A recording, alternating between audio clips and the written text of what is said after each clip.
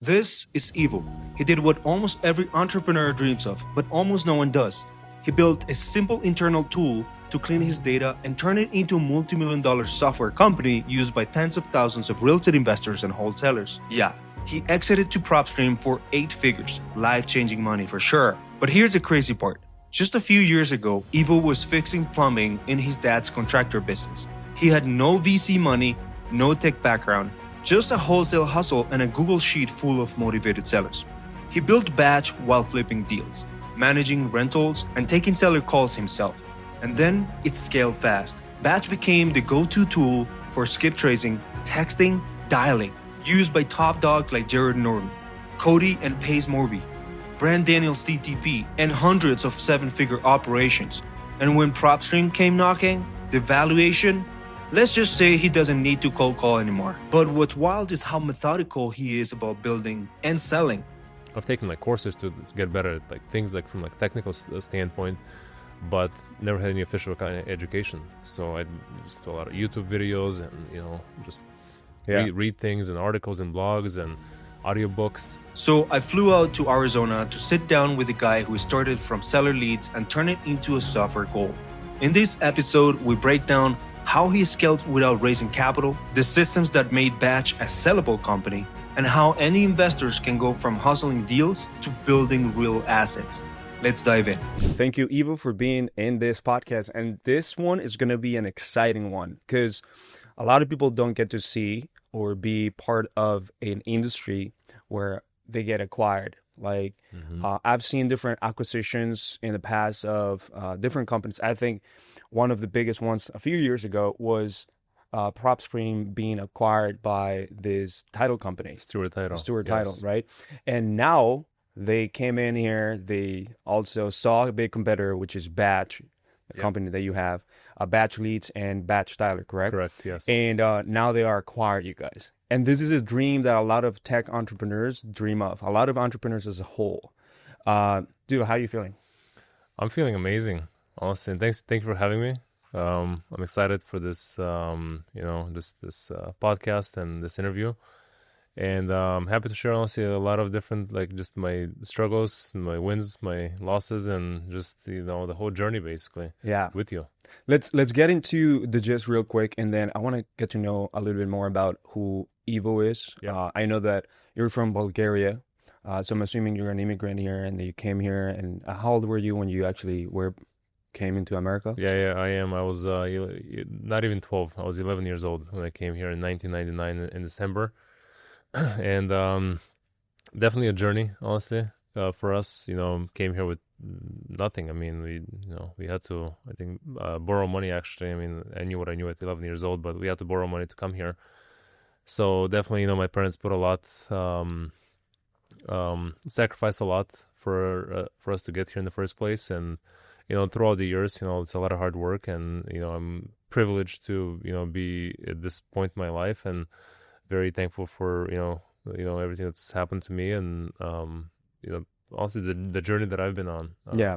So this is basically your family, your sister, and all of you guys founded this company. Is this an immigrant-based, Balkan-based, basically company founded by you guys? Or? So it's we have three co-founders, myself, Annie, who's my sister, and then Jesse Burrell. So the three of us are the founders of the company, and we founded this company in 2018. And prior to that, honestly, I was, personally into real estate. I did a lot of, real estate transactions, buying and selling, just a lot of fixing and flipping I did. I started in 2007 is when I bought my first property, sold it in 2008, right kind of during like that market crash. Made some money on it, and then I just did that part-time while working in the family-owned construction company that my dad owned. It was mainly like a plumbing, air conditioning, and then later turned into more of a construction company. So that was my first kind of jump into real estate. So I was really doing about 3 to 5, 6 houses a year, working part-time, doing fixing and flipping. In 2015, 2016, I stopped doing the construction plumbing side of the business. It wasn't honestly my passion, and got into full-time into real estate. That year I bought about 17 properties. I fixed and flipped, I believe 5 of them. I kept 12 of them as long-term rentals. And 2016, I was just struggling to find more deals. Just the deal volume, the deal flow. Just the market kind of shifted a little bit from just properties being available on the MLS. In prior years, and then 2016, 2017, like just was having a hard time finding deals that I can make money on from a fix and flip perspective. Yeah. So, long story short, I bought a property, saw something on the settlement statement. It was like $15,000. Called up the title company. It was a Fidelity title at the time, and they explained to me this is just an assignment fee that you're paying to the person you're basically buying the property to. So I had no idea what an assignment fee was at the time. So I started looking into it, started researching it, and long story short, I had no idea like that wholesaling even existed as a business. So got into that, I started listening to a lot of Sean Terry's like podcasts at the time. Went to one of his events, Flip to Freedom events in 2016. Met a lot of great like people over there that I still know to this day. And that's how I got into wholesaling. So I got into wholesaling, did that for about 2 years, and then I met Jesse. So I was working with Annie during that time. And 2017 actually, I met Jesse at a mastermind that a local investor was kind of hosting, the Go Giver Mastermind. That's where I actually met a lot of the people that I know from this industry, even like Pace, Jamil, Brent. That's where we kind of get close with each other. And 2018, me and Jesse kind of started working together. He was helping on some of so we both had separate businesses. He had his wholesaling business. I had my wholesaling business with Annie. And he was helping on a lot of like, sales and marketing things. And I was helping him with a lot of the data stuff, just the operational stuff. And long story short, we were off, during that early 2018, we were just doing a lot of things, like double basically. So I was, helping him with his operational stuff. I had to do always my operational stuff, and it just made sense for us to kind of merge our businesses. And we decided to just do like to sell skip tracing at the time. It was really just like sell skip tracing. Sell skip tracing. So I had a skip tracing contract basically with a couple of data companies, and I just was looking for a way for me to like lower my costs because I had a $10,000 monthly commitment. I was using it for my for my marketing purposes. You didn't intentionally want it to become a tech entrepreneur. Like you didn't want it to start a startup intentionally. Not at all. It was just like you saw an opportunity to just sell another product and get lower costs It was really that, honestly. I wasn't looking to even sell data. I wasn't looking to like do anything, honestly. I was really just trying to figure out how do I get better contact data in the industry. And then for that, I had to basically, we were doing a substantial, a good amount of marketing. So I was able to sign a $10,000 a month data enrichment skip tracing contract. How big was your wholesaling company back then? We were doing wholesaling and fixing and flipping. So we were, at any one point in time, we had, 8, 9, 10, I think about 11 properties at the peak for just pure fix and flips actually. Fix and flips at any one time. In addition to like the wholesaling, we've done a couple hundred, wholesale transactions. So we were doing a decent volume. So I was able to, but again, our marketing budget was, I can't recall exactly, let's say $17,000 to $20,000. A lot of that was like skip tracing as well, so just getting in the contact data as well. So I was trying to just drive down my costs. So I reached out to some buddies. Hey, I can basically sell you skip tracing, and they were like, sure, I'll take it because it's cheaper. What I'm getting it from somewhere else. Yeah. And that's really just what I was doing. I mean, it was like 4 or 5 people. It wasn't a business. It was just a way for me to drive down and recoup some of my costs that I committed to. Yeah. That's all it was. So then I told Jesse about it because he lost his skip tracing contract at the time, and he's like, "Well, I'm like, well, I can give you skip tracing data." He's like, "Well," and then I told him, "Hey, this is literally what I did. I contacted somebody at the time. It was on Facebook messages, and they'd send me their files. I'd send them the file back in a couple of hours. They'll just pay me. I'm like, hey, I made like $3,000 in 20 minutes."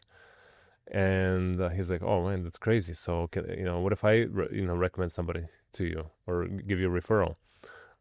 what would the cost be? I'm like, well, I don't know, 50-50 basically. I mean, I'm thinking, I made 3,000, I'll make 1,500 for Yeah. the same, it's a win-win. And that's how like a lot of the initially things got started. We didn't have a software business. We were just buying wholesaling, selling retail. So that kind of kicked off. We started doing more and more and more of that. We reached out to Brand Daniels actually. Hey, like, would you promote this service for us? We had an employee actually at the time, actually 2 employees at the time. They were helping us with just operational day-to-day stuff, and Brand Daniels just shouted it, on Facebook and Really? through the roof. Okay. And that But do you caught know on how fire. hard it's for a influencer of that size to give you a shout out? Like to just maybe it's because you had this relationship of this mastermind with him and other people, right? Which mastermind was it? It's a local like mastermind, the Go Giver mastermind. Actually, Brandon Simmons, a good friend of mine, just hosted. Go Giver. Yeah, the Who Go Giver who mastermind. hosts that? Brandon Simmons. Brandon's name. Oh, I know him. Yeah. That one is in Arizona. So you're in the valley of this is the Silicon Valley of real estate, basically, It right? has a lot of wholesalers, influencers and gurus, yeah. Yes. And so Brand Daniels was your first ever affiliate? Brent Yes. was our Yes. first ever affiliate, yeah. Wow. Okay. And how many customers did that bring you? I can tell you to this day, I was like, honestly, it was around, I can't tell you exactly how many customers. It was in the low thousands probably. Actually, sorry. I'd say like high hundreds of customers because, you can't really, I mean, in a day, in a week, in a month, obviously. But I remember up to this day was in August, I think it was like August 13th to the 16th in 2018, when actually like he just shouted it out and said, hey, go use the skip tracing service. And we just started getting an influx of just customers and, I wanting bet a data. lot. And at that point, we were just struggling to like keep up with like a lot of the orders, honestly. But again, we didn't have a software business at all. Like it wasn't a software business. So that ended up maturing, and we created more processes. And long story short, Jesse, who at the time still had his like individual wholesaling company, was struggling to just operationalize some of the data he had. How do you know, like, obviously, and that's a struggle that every wholesaler kind of experienced during that kind of time frame. How do you know, like, you're getting a lot of lists from different companies? How do you know if you've skip traced somebody just because they could have been on a different list like 4 months ago? Maybe you're paying now to skip trace that same individual again. How do you know that there's no duplicate properties across the different lists? So I had created like a lot of macros and stuff like that. Well, Jesse obviously couldn't use those types of like systems. So they were they were overly complicated. So he's like, hey, can we make something that's like very simple to use? So so I can use it obviously for my wholesaling industry business. And I bought a piece of software. It was I have no idea, honestly, what software I bought, but it was a source code. I bought the whole source code. Mm-hmm. I reached out to an engineer, a developer at the time, to just, hey, I need to make these alternations. I just need to change these and these and these things, and it became like a software that we started using internally. Mm. At the time, still no plans to ever sell that software. So, long story short, that software, we were having success with using that software internally. We told a few people. They said, hey, well, can I use it? So I went back to the developer and I'm like, hey, well, what is it going to take for us to put a payment processor behind this thing so I can actually sell it to other people and obviously put logins and everything else? He's like, it's going to be like about $9,000. I'm like, okay, let's do it. So really, that was just the start of what Batch Leads is today. So that was your first MVP, like using it internally, Yes. right? Yeah. And so I'm assuming it was just was it as because Batch is really good looking, like it has really good UX UI, like and PropStream as well, right? They put a lot of emphasis on like the user experience, usability and stuff. So back then, like when you purchased this source code, like it just like I don't know, like it looked the paint of. It looked a lot different, honestly. It was glorified. I wouldn't even call it, an Excel file, but it was very simplistic. Okay. It had, 4 or 5 kind of menu options that you can kind of pick from, but it did some of the job well. It wasn't meant to be like, pretty and usable. Or do you ever raise some capital? No, everything was bootstrapped. Everything was bootstrapped. Everything That's was good. bootstrapped, yeah. Based off the earnings of the wholesaling company and flipping companies that you had.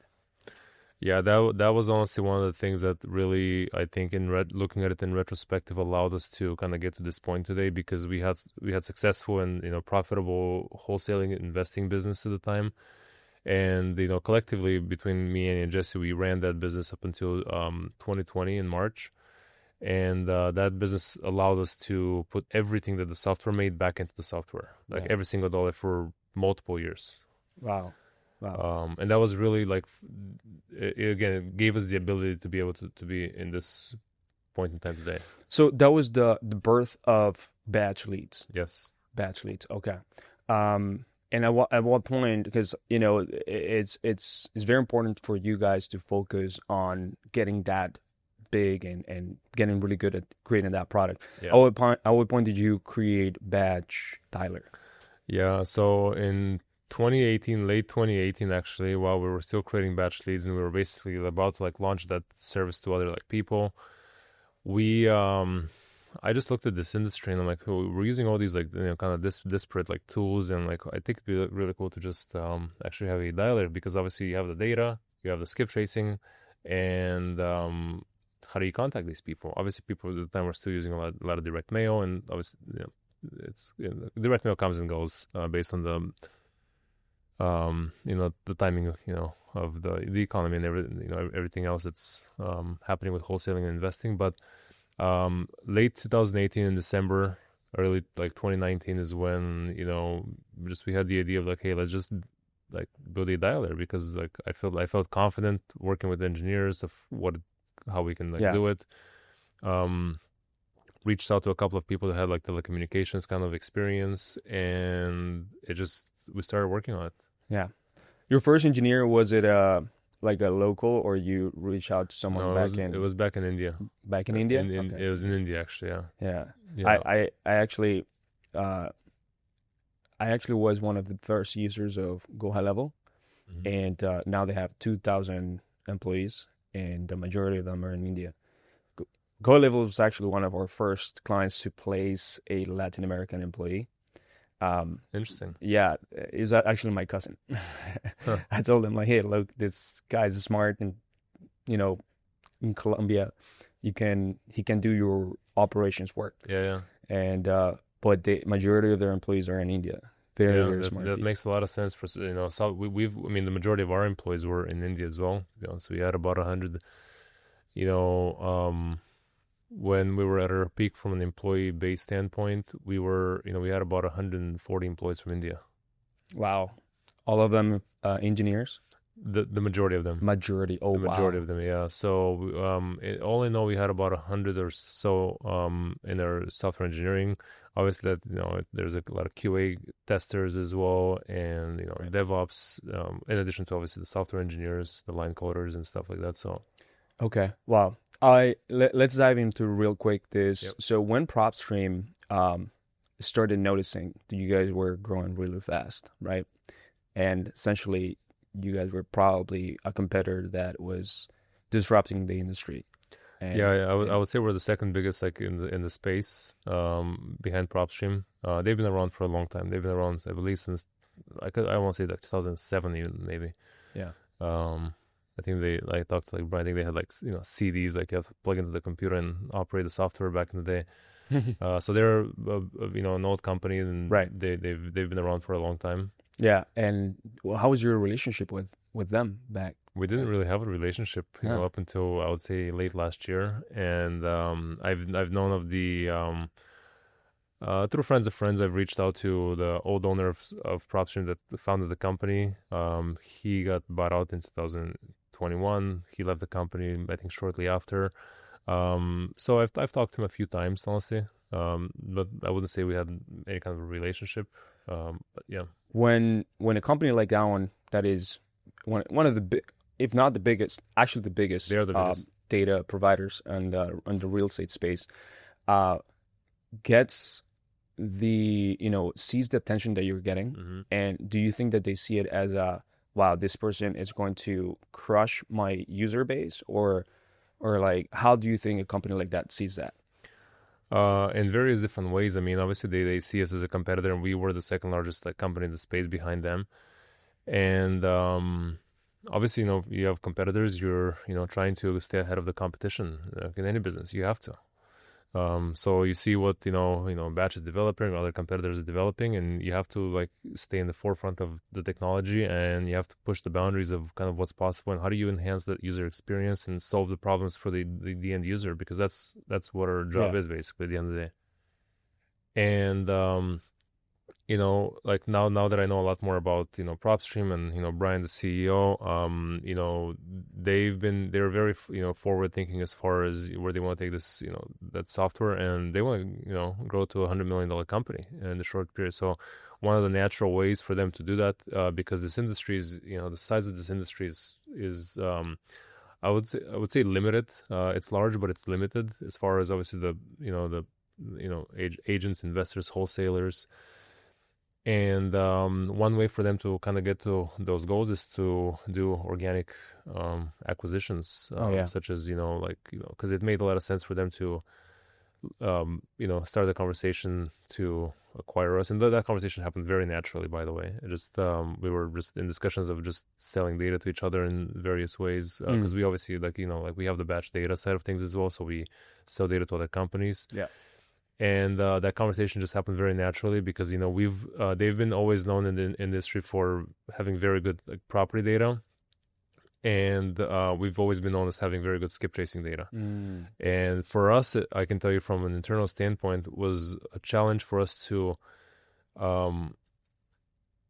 start being known as a kind of a property data platform, because 3 years ago, we were known as a texting platform. Batch Leads had a lot of texting features. We got a lot of just a lot of market exposure through a lot of just texting. We were sending about 45 million text messages a month from our platform at one point, which is a huge volume. So it was really from a marketing standpoint and a perception standpoint, it was hard for a few years to try to, how do we not be known as just a texting platform, but also as a property data platform, because we have a lot of great property data, amazing property data, actually. I'd say best in the industry. And right now we have a lot of, relationship with PropStream as well. So they're going to utilize some of our internal data as well. But it was from a perception standpoint, it was hard for us to get known as a property data, because everybody says, hey, Batch is a texting platform, because that's what we got known for initially. And obviously the batch skip tracing brand, which got folded into Batch Leads and batch data. But so from a PropStream's perspective, they wanted to dominate the space, and I believe that they will. They have a lot of aggressive plans of how they're going to do that. But one way was not only to them to acquire us, but to also get to start getting known as, hey, now PropStream has Batch Leads skip tracing data, and the quality of the skip tracing data, which they weren't known for. So that's going to be a natural benefit for them. Yeah. Did you ever consider selling? We did. You did? Yeah. So we did. We've always been thinking about selling, because that's, to be honest, part of the reason why we navigated, deeply into the whole software side. Looking at 6 years ago, we had obviously we had software, we had the wholesaling investing business, and like I told you, 2020 in March, right, when COVID hit, we kind of made the strategic decision, hey, this wholesaling business, even though it's making us a lot of money, is not sellable for the most part. It's a very hard business to sell. Yep. So we want to put all of our eggs in the software industry and continue to grow that. Yeah, it's just crazy you talk about that. One of our clients, his name is Rob Karam, very smart young entrepreneur, 24 years old. He just recently sold his company called OfferSide in the Midwest, and he sold it to end buyers that used to be his clients for a long time. So they had property management, they had private lending, they were realty too, and they were flippers. And so they had all these verticals and very good operators both. And they used to buy his deals as a wholesale. Yeah. Right? But they didn't have the sourcing arm, which is the wholesaling. And he was really good at that, right? And he also hired companies like us to run Google ads and Facebook ads and, generate leads and things like that. But then one day, I remember, he gave me a call. He's like, yo, Esteban, I know we haven't met because you're the owner of the company, but I'm coming to Miami. And I'm like, oh man, that's so cool. What are you doing here? Oh, well, I'm selling my company. And I'm like, you're selling your wholesaling company? That's insane. To who? Oh, to my clients. To so Yeah. they ended up buying it, right? And 3 months of negotiation, they sold it, and it was a good one. I have an episode on that on Yeah. the YouTube channel. But it's something that's unheard of. But it's something that also serves as inspiration because yes, you're right. Wholesaling is very hard to actually sell. But let me ask you this: do you think that selling is more like the product that you built or the buyer that it's available? I think it's a combination of both, to be honest, because we've, like I said, we've our intention, like from the last 5 years, was to eventually sell. And obviously, I did know that we're gonna just sell a portion of our business and just to maintain, batch or the batch data brand, which is more of a B2B data play, selling, powering a lot of prop tech companies. So we did know that. So we've, always wanted to grow the business and to sell it, but at the same time, like it's you have to structure the business so that it's sellable, but at the same time you have to find the right buyer. So like PropStream was a very natural like buyer. PropStream and Stuart Title were very natural because like, this potentially could have got bought out by like a P company at a much different valuation. Right. Obviously, a strategic company could pay like oftentimes more in a lot of industries. So I think it's a combination of both, to be honest. Yeah. So let's talk a little bit about the details, if you or Yeah. how much you can actually give here and expose. So tell me a little bit more about the details that you can give on the acquisition and what was the company purchased or how was that entire negotiation? Yeah, so very honestly, very like surreal kind of experience. We've gotten a lot of like experience from this, and we're gonna take it forward with whatever like batch data looks like in the future, from an exit perspective. But we learned a lot honestly through this acquisition. I won't say just give kudos to a lot of like the PropStream and Stewart, guys that were just involved in these things, but it was a very I would say pleasant acquisition from us because I've heard a lot of horror stories as well with other founders, people that have exited companies, just not only during the process but also post acquisition. For us it was a really different experience, and I hope a lot of people kind of have a pleasant experience, because it really was a pleasant experience. A lot of the guys from when we first kind of kicked off a lot of the conversations, and a lot of the executives in Stewart and PropStream, they've always done what they said they're gonna do, and that kind of goes a long way. And I think obviously we've done the same as well. So the conversations kind of got started in late September, October of last year, and we had just conversations again around data. So the conversations for an actual acquisition happened very organically, and wasn't up until like January that Stuart kind of really gave the full go ahead to proceed with this. I think it was like even late January, early February, and from then on it's a very intense experience, to be honest. It's a very there's a lot that goes behind the scenes for this one.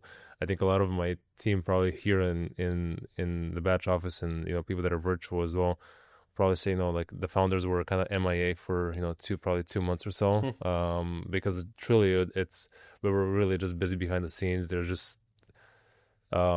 There's a lot of just legal paperwork that has to happen, a lot of disclosures that have to happen, everything from IP reassignments. It's a lot. The process is intensive. Yeah.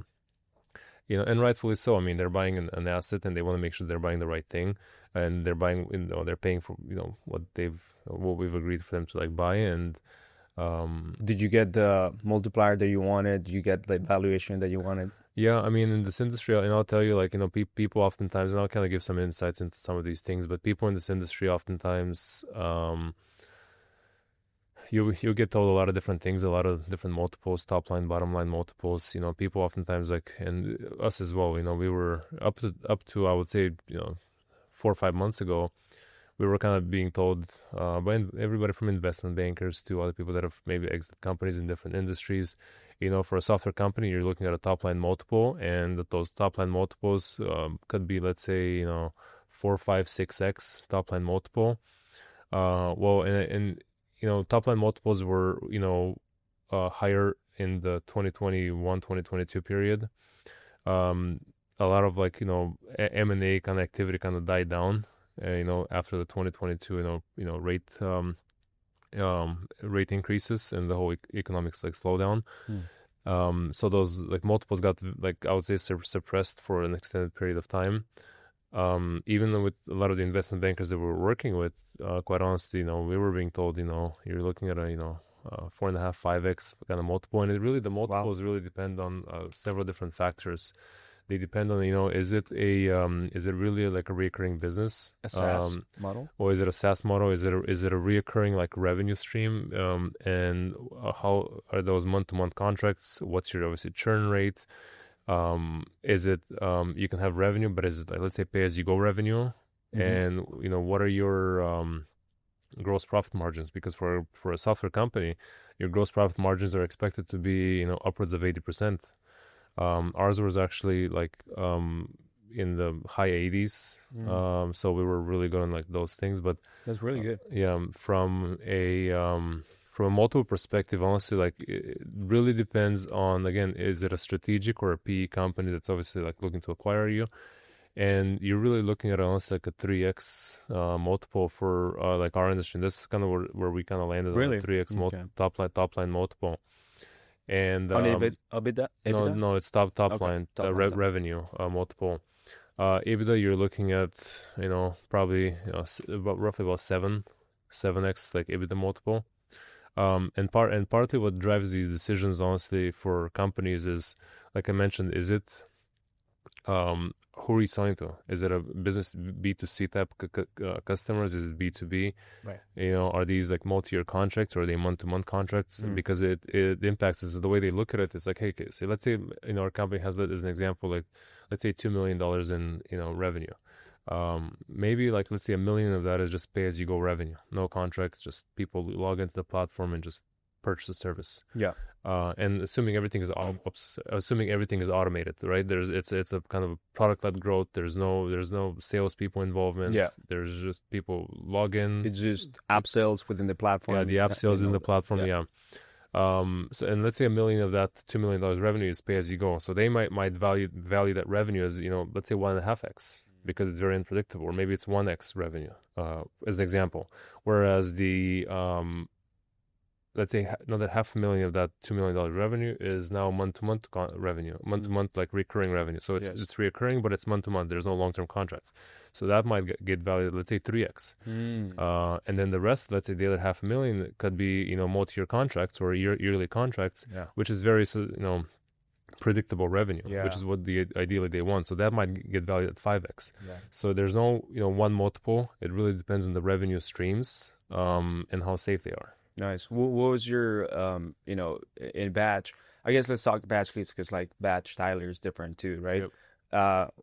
What was your churn or retention in those companies, in those softwares? Yeah, I mean the churn profile, and let's be honest, like a lot of this industry for leads and dialer were really it's a B2C model. It's not a B2B. I mean, you can say it's businesses that are acquiring it, but it's a lot of mom and pop type investors that are just very like high churn. So this industry is you're acquiring a lot of users, and at the same time you're losing a lot of users as well. That's just how this industry works. And oftentimes, like if you're talking about let's say a PE company that maybe has operated in a lot of B2B kind of industries, they oftentimes cannot understand or grasp the whole concept of, hey, you're gaining 1,000 users a month, which is very hard, but you might be losing 900 a month. Yeah. And churn rate in this industry, honestly, we've gotten it down to like even lower than 10% in some months, but you're looking at usually like low teens is a normal churn rate in this industry. Monthly churn, and that's obviously like you're churning through your whole user base in less than a year, which is it's very hard to kind of keep that train going. So so like I said, this industry, like you're just generating a lot of users, but oftentimes users leave, and we've had people leave that say, hey, I make more money in the stock market than investing. What do you really think about this industry and the type of ideal client profile that exists in here? This industry and the ideal client profile. I mean, I would say it's more established investors at the end of the day. Like, we've had a lot of those, and you have like your group of people, let's say 20, 30, 40% of the users that are just, more seasoned investors that, use the platform and that they like the platform. They're accustomed to it. They have processes built around it. And they're not going anywhere. They could, multi-year kind of, like contracts. And those basically with people them. are That's the usually ideal doing like profile. what, like 50K a month or Yeah, 200K I would say it's really like 3 to 5 deals a month, 3 to 5 like deals. 3 to 5 deals or more a month. And those are just more of your established kind of players in the industry. And again, they're not churning; they're consistently using your platform. They're buying skip tracing. And then you have the rest of the people that are obviously that just heard from YouTube. Hey, I Yeah. can buy my house, no money down. It's Newbies. super easy. They just call somebody and get the house in the contract, sell it for 10K more. Yeah. It's very easy, right? Like, Yeah.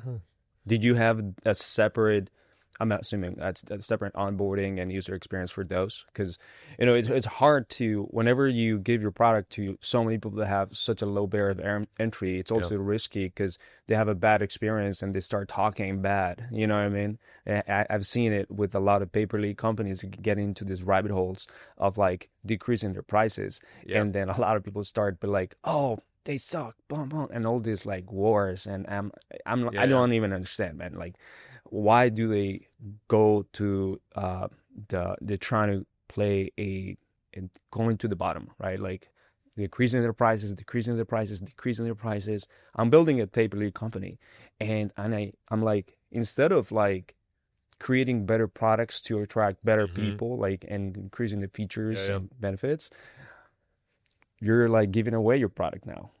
So it's and I've seen this firsthand with skip tracing. I mean, when we first got started, like skip tracing was 20 cents. You're paying over 20 cents, 25 cents per record. Now people people are paying a cent basically for. I mean, you could be paying a cent for if you're buying data in bulk. So that cost has significantly gone down over the years, and it's really been the past like 2-3 years that's really like gone down. And it's the same kind of concept, data gets kind of gets commoditized, and you got to figure out, how do I add value to my users? And unfortunately, that happens. It happens in every industry. I mean, you've seen kind of obviously paying attention to a lot of the AI platforms and their cost structures, and you have OpenAI, then Google, then you have DeepSeek, and all of these things. Then everybody's basically driving down the cost, and now their models are 500% cheaper than they were a year ago. Yeah. So that just happens with a lot of data commoditization. How do you maintain a balance of keep attracting the right clients though, without sacrificing? I think it's just really understanding your ideal customer profile, and it's really telling a story of like why you're different, and maybe you are, maybe you're not. I don't know your specific company, but you have to kind of carve a niche for yourself. Why can Mercedes charge more for a car than Hyundai? Like, because they have the brand reputation to do that. Yes. And that's not easy to build. It's not easy to build. It takes a lot. It requires you getting like your brand messaging on point, and just reiterating it, and a lot of it kind of goes into like marketing. Honestly, at the end of the day, it's what's the perception? Like I mentioned, we struggled to disassociate our platform. Hey, we're no longer a texting platform. We even like stopped all the texting features, right? And then I call even like friends of mine, like, to be honest, the personal friends like that are using our products and that are promoting our products. And I'm like, hey, what do you think? Like, if you could like summarize what batch leads is, like, what would you say it is? And it's like one guy, actually, like a friend of mine, I don't want to mention his name, but he's a big wholesaler influencer here in Phoenix. He's like, oh, batch leads, it's a texting platform. Like, we haven't even had texting in the past year and a half. But that's what people associate it. It's just that perception that you have to, like carve for that business, and it's hard. It's hard. We, like I said, we've struggled, and I think obviously recently we've been able to kind of get the message across. Yeah. But people initially associate, and it's the same probably for me. Like Hyundai has, like, let's say my example from earlier, has great cars, but maybe my perception is that, hey, they have a lot of cheap cars. Yeah. And perception now, it's obviously with the brand that they have, the Equus brand. They have great cars. They could be just as great as a Mercedes potentially, but in my head, they're a cheap brand. So it's very hard to change the public's perception. Do you think that people see you as the Ferrari of lead data, or like Rolls Royce? Yeah, I think so. I think with batch data, we've carved out a really like reputable name, and even in their conversations with Brian, the CEO of PropStream, we had a conversation. He's like, I look at, he said, I look at a lot of the industry, and I read a lot of the the Reddit posts, the Facebook message, the groups of kind of what everybody's like talking about, and oftentimes, and it was his opinion was the same as mine. He said, oftentimes people associate, hey, if you want property data, go to PropStream. If you want skip tracing, go to Batch. Yeah. So he's like, oftentimes people use both platforms just so they can get property data from PropStream and then skip tracing from Batch. Right. And that's more of a perception. And so, to answer your question, I do think that people perceive us as having kind of the industry standard for data in the industry. And to be honest, we do power a lot of the people platforms that you might have heard in this industry and that are being used. We power a lot of their backends through our batch data APIs and bulk data deliveries. Nice. What was your role in the partnership with Brian and your sister? What was your main role with Jesse? With Jesse, yeah. I handled I was basically the product engineering. I handled mainly the product engineering side of things.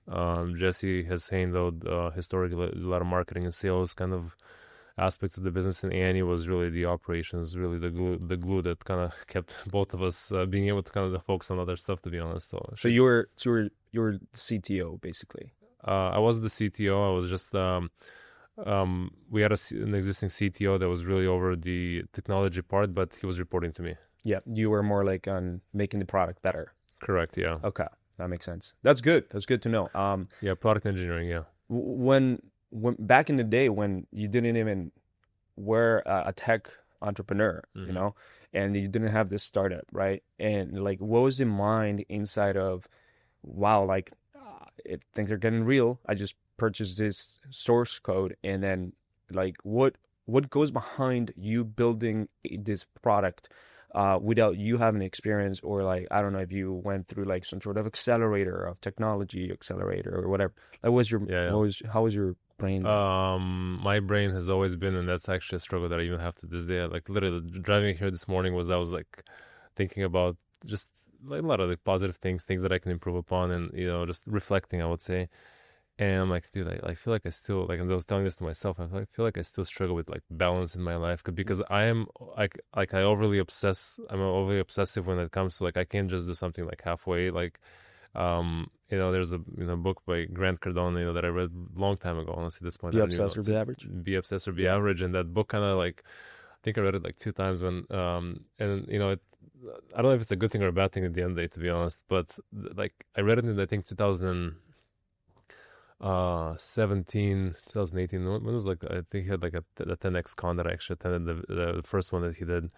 And before that, I actually bought that book. And, during that time of kind of my mindset and my kind of journey in my career, just it resonated with me, because I'm like, I don't want to be average. So I'm just going to be obsessed. And that's just how I typically have been my whole life. And to answer your question, like in 2017, 18 timeframe, I remember like I had no idea what an API is. I remember Googling it. What is an API? So I had no technical background. I'll figure it out. I'll read about it, and I'll obsessively read about it. And there was a period in time when Annie and Jesse and I mean, we consumed audiobooks like there was no tomorrow. Like, it was like every single chance I get, whether it's, I'm in between projects, or I'm driving somewhere, or I'm at the gym, or I'm doing whatever I'm doing, I'm listening to an audiobook. And we've learned a lot. There was like a point that, in our careers where like we had no idea what an account manager was, an account executive for the software company. How do you compensate these people? Like, just we had no clue of how to structure anything. All of us were overly obsessive of figuring it out. Right.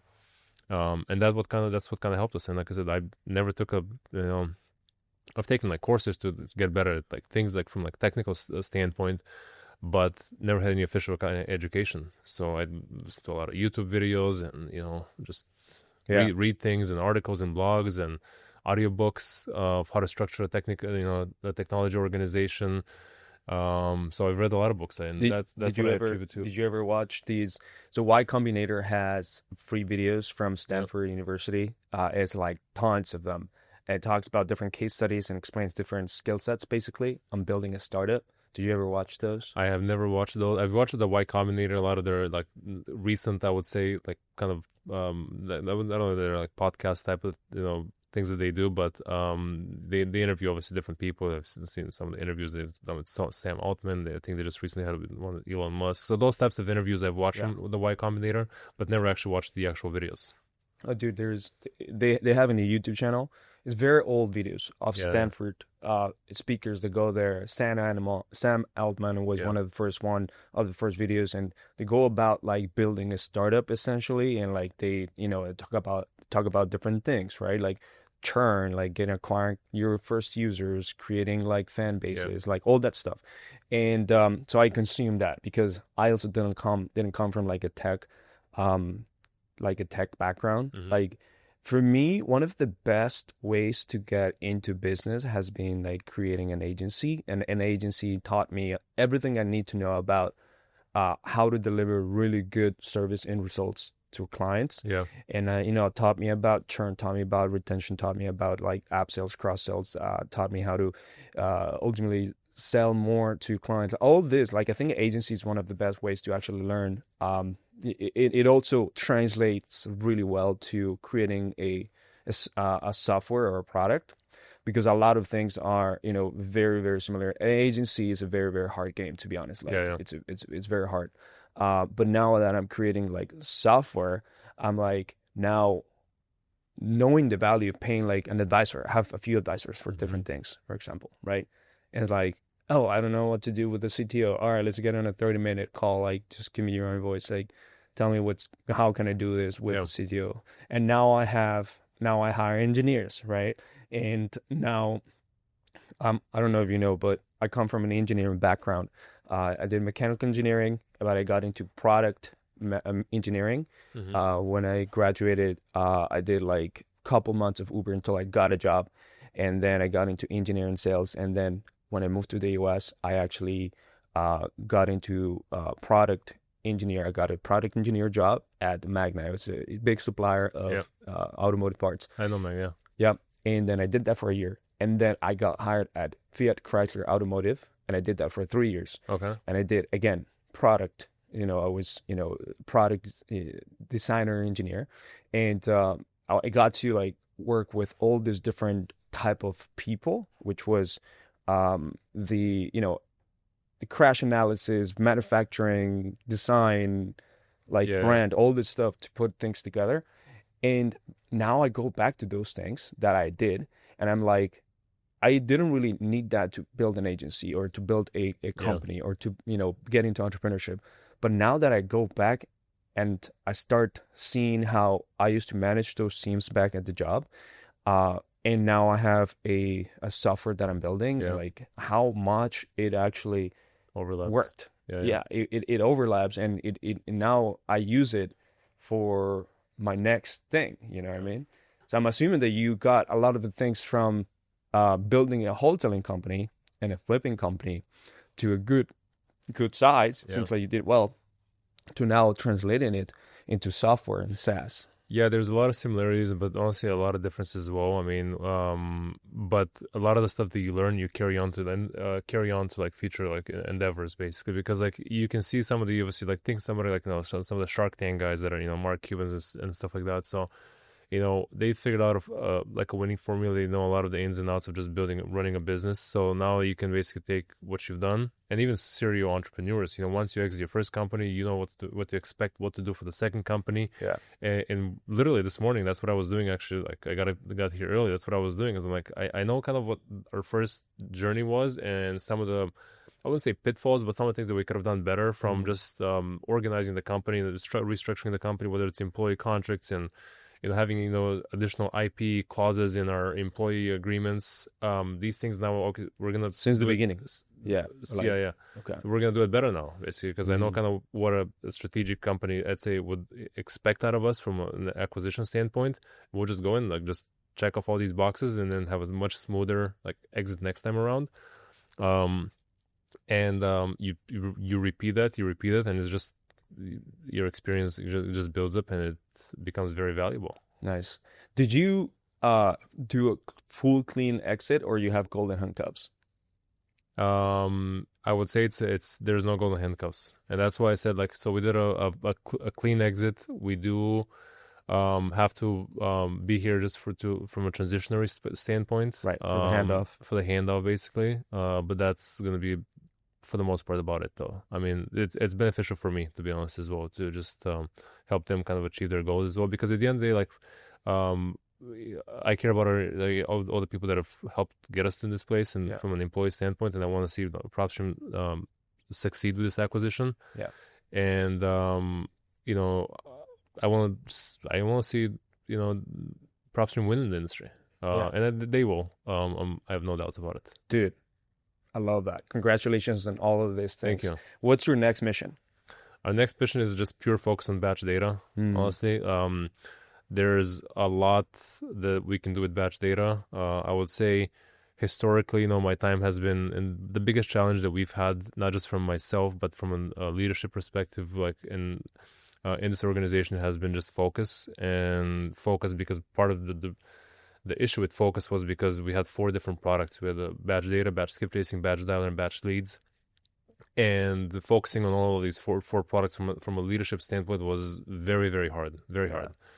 How do you focus? Like, you can only do so many things, and obviously batch leads and batch dialer inevitably took up a lot of our attention because it had the most users, had the biggest, like, from a revenue impact, was like they were like the biggest platforms. And then you make Batch data, batch leads and dialer, and then you make one little, let's say, change, and you introduce a new plan. Well, what do you do with these 9,000 users that could be on grandfathered plans? And then what happens if they want to upgrade or downgrade? So all of these decisions were very, like, you have to kind of comb through a lot of these like things that you have to do to implement, to have a working product. just to give people context, how big did you grow those companies together?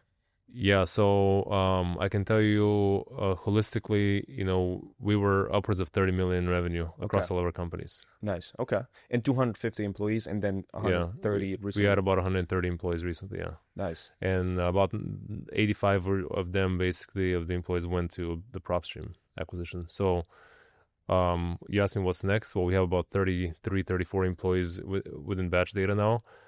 It's going to allow us to just have complete focus and in growing that, and we know where we want to get to. There's a lot of a lot we can do with batch data. There's a lot of prop tech companies that we can power. Data is invaluable, and we're just positioning ourselves to really win in the game. So tell me more about that, because are you good with time? Yeah. Okay. Tell me more about that, because it sounds like it also could be a competitor of PropStream.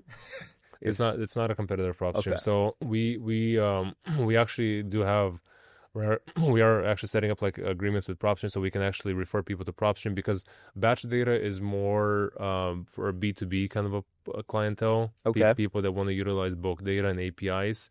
It's not really like, hey, I want to kind of go and kind of with PropStream, and let's say batch lead is where you want to kind of go and navigate a map and see all of the property addresses.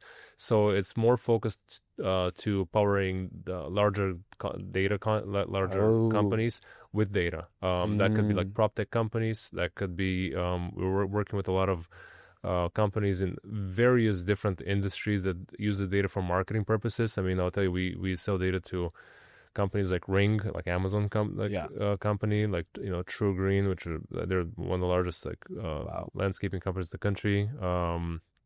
Daikin, who's all homeowner data.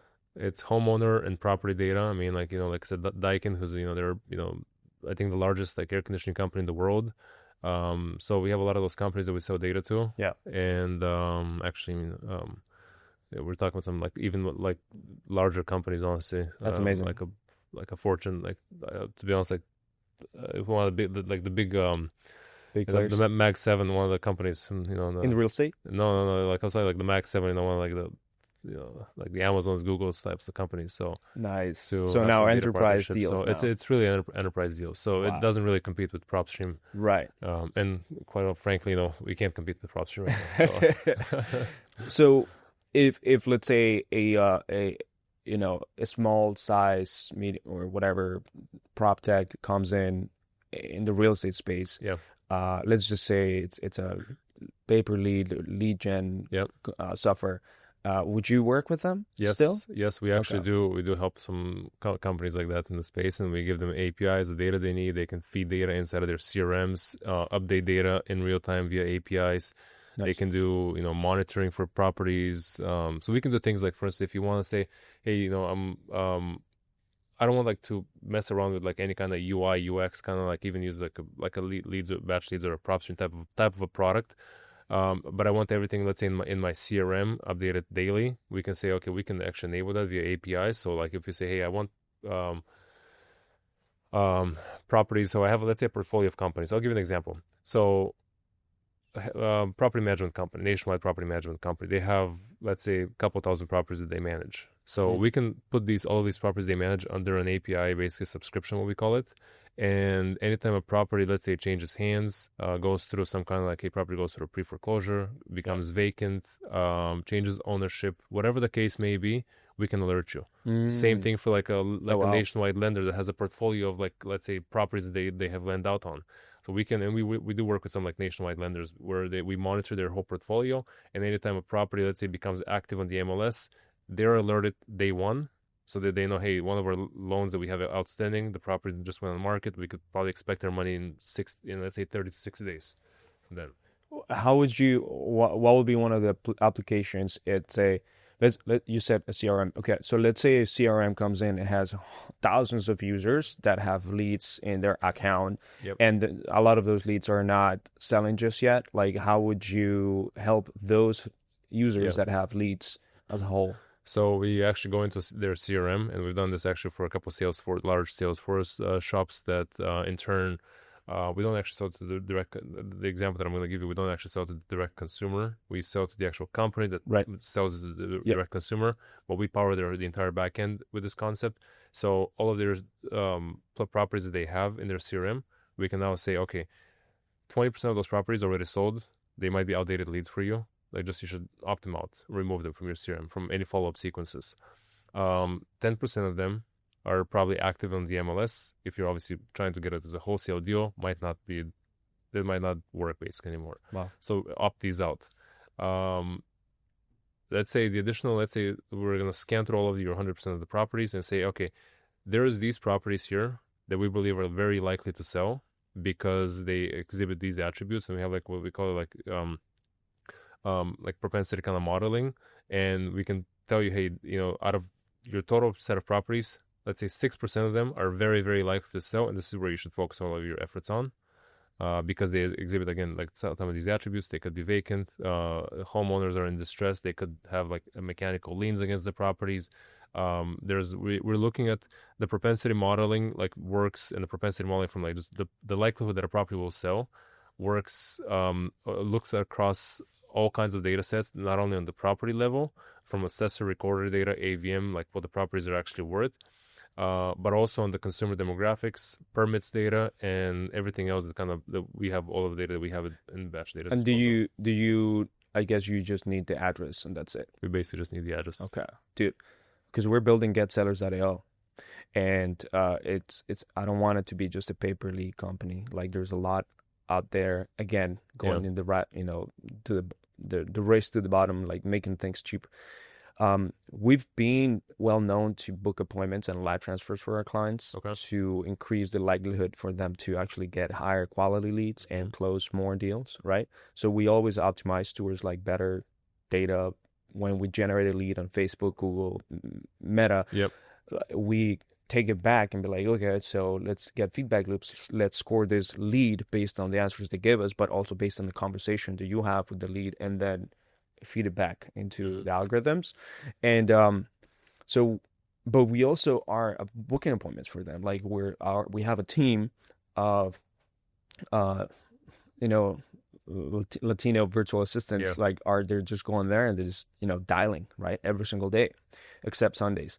And they're dialing, and we're also using some AI dialing at night, but we're booking appointments. And so we're gonna display these appointments. We're gonna also display the live we're gonna do live transfers to our clients. And at the beginning, it will not be a marketplace.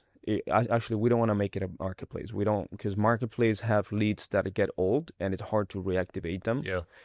So I want always to be fresh, but still, not everyone is going to close right away. So if there is a way that we can use a predictor of AI, be like, hey, this is a lead that will most likely predicting this, they came in, gave these answers, but also based on the data that we have from that lead and that address, there's a predictability of that person. And that's what we can obviously give you. And I can give you actually a couple of other, like, actually, I know your use case, like inside and out, actually, because we actually used to do that in the past. And we actually do like work with several different companies that are kind of in your like similar kind of like industry or space right now, where we've helped them like actually to help them actually achieve better ROI. One example I'll give you is that you have a lead that comes in. Oftentimes that lead could be, and I don't know how you've set up your like forms or the intake forms, but oftentimes people like drop off, let's say halfway through the filling out the forms. Yeah. Let's say if you only have the address and nothing else, we could give you everything else that you need about the property just from the get-go. That's very simple. Just property data pending, right? But also I can tell you that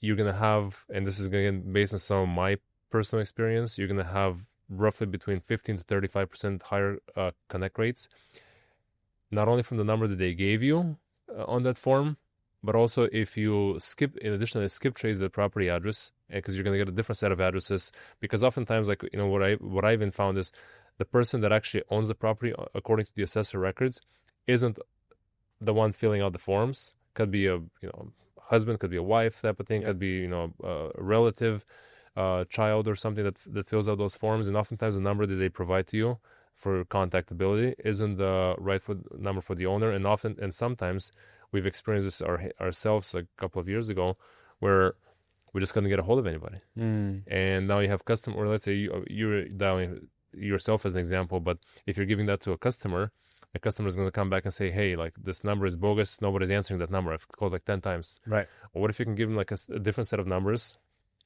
that maybe came back from a skip tracing provider like us, and now you have an additional 3 to 4 numbers to contact, and you could get a hold of, hey, I got this number, maybe your wife filled out the form, but you're reaching the husband or vice versa, and then starts the conversation. Yeah, and that way we don't have to give a credit for that lead. Correct. And they all took, like, it's very interesting because, like, the refund policies and the credit policies on pay-per-lead companies are funny. They're funny, but trust me, I know this business very well. Like I said, we've actually done it for. You tried the pay-per-lead? We've actually done the pay-per-lead. It was actually like profitable for us. We just decided to shut it down. Yeah. For what was it reasons. Called? The Batch Leads Plus. Oh, really? Yeah. Why do you shut it down? We'll talk offline. But yeah. It was actually a profitable business for us. Yeah, so we decided to shut it down. Oh, I didn't know that. That's interesting. Yeah, that's honestly one of the things that I would say it wasn't like our core competency, and obviously knowing where we wanted to kind of get to from the potential exit in the future, it didn't make sense for us to honestly keep that business line. And also, like you said, focus, dude. You had so many products. You know what I mean? It definitely, that's one of the, like, I would say, like, I think we've done an okay job. Definitely could have, knowing what I know now, we definitely could have done even a better job. But it's one of those things you just, you learn, and, I think we've stayed away from just, there was a lot more things we could have done, and offers we got, hey, well, what if you do this and this and this and this and open up these other lines of businesses? And quite honestly, we actually, we talked about a lot of our wins, but people oftentimes don't know that we had 4 products that really made it into like multi-million-dollar businesses. 4 products. Well, we had another 4 products that completely failed. Yeah. I was going to ask you just this, like, usually in a software company, how many products are launched that actually you have to kill and then you just lose money? Yeah. So we have killed, I would say, 4, if not 5 additional products or ideas. Might be even 6 honestly with the batch leads plus that I just mentioned to the paper lead kind of a concept. And we have one on the batch data side that we're gonna like literally kill. We have a meeting on it next week. We're just gonna shut it down. Like it just doesn't make sense. How long do you give to right now to a product in order to live, and then like, oh, it doesn't make sense? That's a tough decision to give you like one specific answer as far as time, but how many resources are you putting in? Because sometimes you launch products in MVP format that could last like months. Depends how much resource you can put on it. We have one product on batch data that actually is profitable. We've gotten it to a good working place. We actually have customers on it. It's not our core competency, and I would say it's not our core competency. It's not the business that we want to be in, and I think it's just figuring out, hey, where do we want to focus batch data in, and like that's all we're gonna do basically. Can I ask you a personal question? So when you try to, get into this product and you get excited, because like every single time that you get a new product, it's like excitement of like, wow, this is like a new revenue generation. But what was the main reason behind like you building other products on top of the other product, like using the same name and stuff like that? Was it like trying to increase revenue, or like what was it? Was it more like novelty thing, or just like more being vertically integrated as a business, having more tools, more upsell opportunities for customers? Because oftentimes, we could have said, well, we could have done also direct mail company as well, because it just makes sense in our industry. Like people are sending direct mail, and we could have maybe had additional margins on it. I don't know how to run a direct mail actually like printing shop. Never done it. But it's a learnable business. But at the same time, how much of my time is gonna get eaten up for me to focus on, let's say, the batch leads or batch dialer and just growing those, because I know those are working products and they're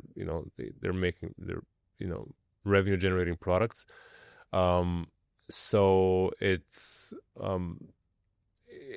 sometimes it's a tough decision, and I'll tell you this product that I'm talking about in the batch data that we're just literally we're going to be shutting down is it's a concept that existed in another industry, and it worked out great, like actually Zoom Info, B2B type of company for finding contact information, other stuff, but they did a really good job of just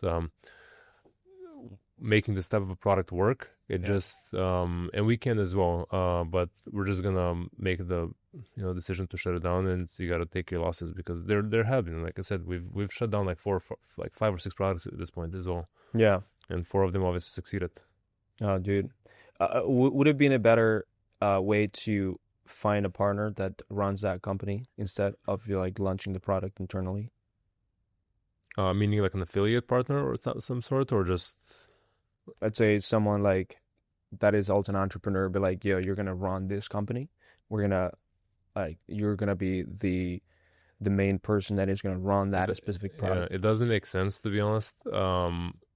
We've actually had some type of partnerships similar to this, and here's kind of where it goes very south very quickly. How are you? Let's say both products grow, and this person runs the other company, you run your company, the other person runs the other company.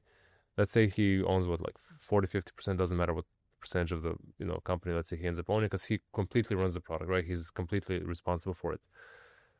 How do you know, obviously, besides like how do you know and trust this person that he's gonna run the company? How does he build a culture? Is it different from your culture?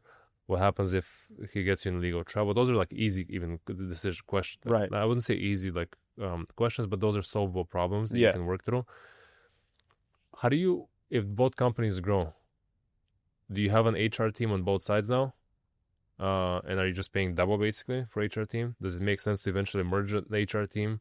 It's like administrative team, like an operations team. What about the technology? You're gonna have different engineers here, and a CTO here, and a CTO in the other company as well. You see kind of how it gets very tricky, because like in order for you to have like the best, like let's say CTOs and the best engineers, you're gonna have to pay top dollar. How you gotta do it twice. How does Google do it?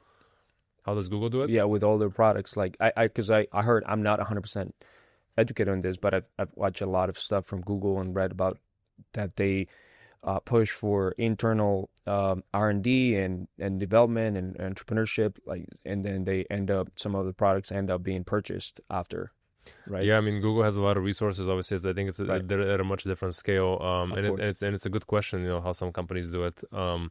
But Google does have a unified leadership structure. Right. And you potentially could do that, but it costs a lot of money. And they're obviously, if you've kind of seen how Google does a lot of these things, is they bet on a lot of different like industries that they're going to work.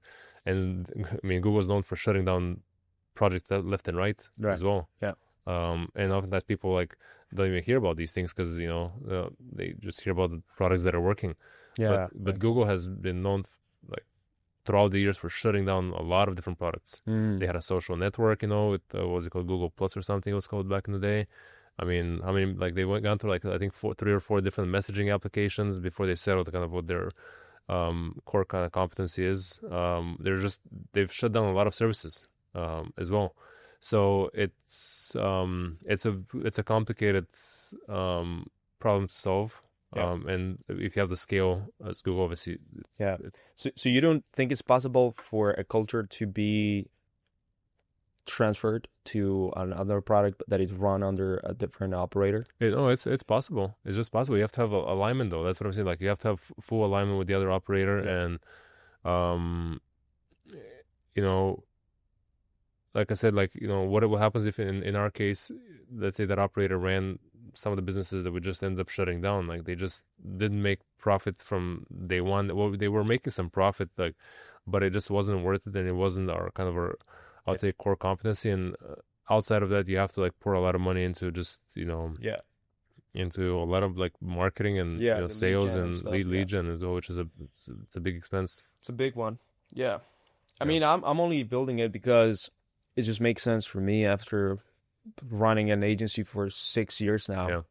And, I don't lose customers, but my customers buy these other things. Yeah. And I'm like, why are you buying a paper lead when you're getting a cheaper lead with us?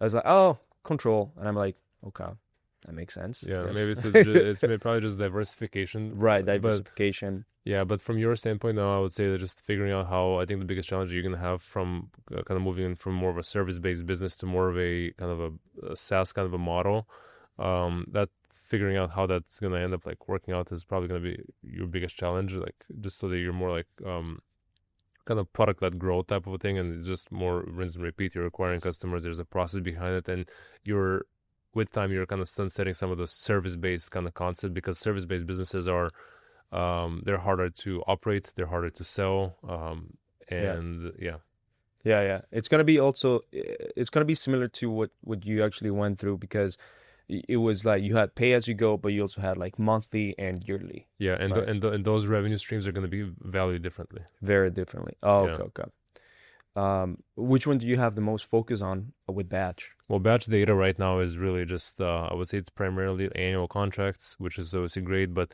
some of these contracts obviously take 6 months to, get through the door. Yeah.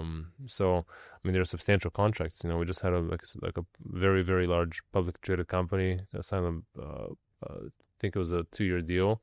It took 6 months for us to kind of get them through the finish line. I mean, they had a lot of different departments. They had to get approvals. Legal is a whole another kind of it's a whole different like, kind of like how they do their legal, paperwork. And oftentimes, you could be, for a lot of different companies, we send them our paper, and with some large companies, you're like, no, you're going to be working off of our actual legal paper, and then you're going to be doing the red marks, the red lines. So,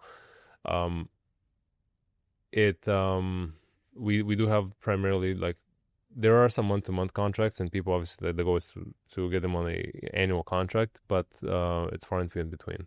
Yeah, that's good.